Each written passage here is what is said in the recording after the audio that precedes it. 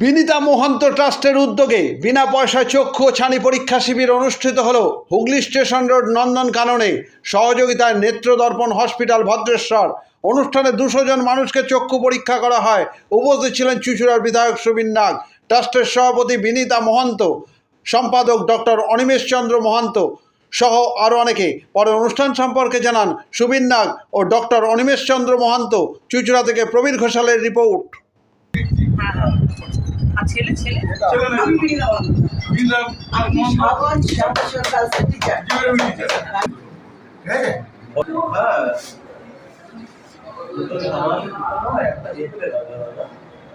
Pressure আছে না, pressure সমস্ত এক্সামিন আর তাদেরকে ড্রপ আমরা দিয়ে দিই। আমরা যে বিনীতা মহন্ত ট্রাস্টের আজকে চক্ষু পরীক্ষা শিবিরে উপস্থিত হয়েছিলাম। বেতন অঞ্চলের প্রচুর মানুষ এই চক্ষু পরীক্ষা শিবিরে এসে উপস্থিত হচ্ছে।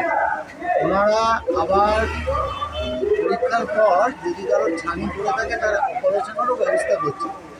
এইরকমভাবে মানুষের পাশে যদি সমাজের সব মানুষ দাঁড়ায়, অবশ্যই সমাজের পরিবর্তন আসবে। আমরা সবাই সামাজিক, তাই আমাদের এটা কর্তব্য সমাজের প্রতিটা মানুষের পাশে থাকা। এই আর্ত মানুষদের পাশে আছে এবং যারা চশমা কিনতে পারছেন না সেই দরিদ্র মানুষদেরও চশমা কিনে এরা সহযোগিতা করবে। অতএব এরকম ভালো কাজ এরা সবসময় করুক। আপনারা আজকে কি করছেন? আমরা এখানে বিনীতা মহন্ত ট্রাস্ট তার উদ্যোগে বিনা পয়সায় চক্ষু পরীক্ষা শিবির করছি। এই শিবিরে যাদের প্রথম চোখ দেখানো হবে, চোখ দেখানোর পরে যাদের চশমা লাগবে আমরা বিনা পয়সায় চশমা তাদের দেবো, এবং যাদের ছানি হয়েছে তাদের বিনা পয়সায় নেত্রদর্পণ হসপিটালের